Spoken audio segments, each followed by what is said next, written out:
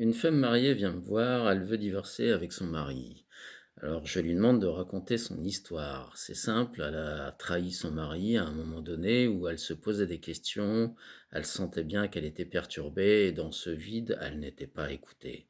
Souvent, quand on passe à la trahison comme ça, c'est qu'on n'est plus compris, plus entendu et qu'on commence à se détacher et prendre vraiment des distances. Et je lui dis: «Bah, qu'est-ce qui se passe de son côté à lui?» Alors, bah, c'est que cette personne-là, forcément, bah, une fois qu'on apprend la chose, bah, on s'énerve et il met une pression. Cette pression, en fait, qu'il met, c'est qui est constante, sur toute la journée, les actions, les peut-être des réflexions, des petits mots comme ça, eh bien, c'est pas contre elle, c'est surtout que lui, il ne se sent plus en sécurité. Et quand tu ne te sens plus en sécurité, c'est plutôt à l'intérieur de toi que les choses bougent. Alors, ça se traduit peut-être par des actions qui sont peut-être désagréables, une instabilité et une sorte de prison que tu vas mettre dans ton couple. Mais dans ce couple-là, justement, il y en a une qui se dit: «Bah, tiens, il m'écoute plus, on ne s'entend plus, ça fait un paquet d'années qu'on est mariés, peut-être que c'est foutu».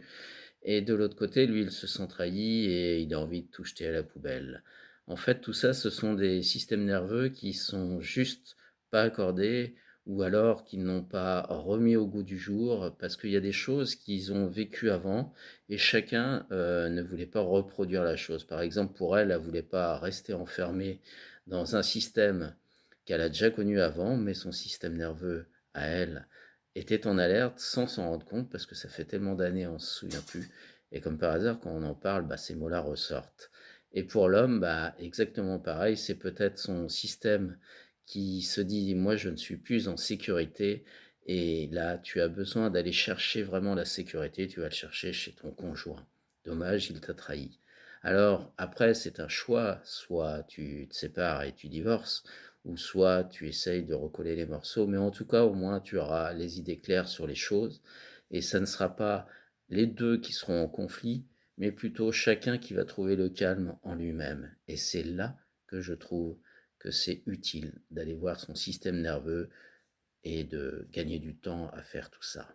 Voilà, donc si tu te reconnais dans tout ça, bah, peut-être que tu as envie de discuter, de voir que ton couple a peut-être un problème et que c'est juste des choses qui se répètent, que tu ne comprends pas et ton système se met en alerte.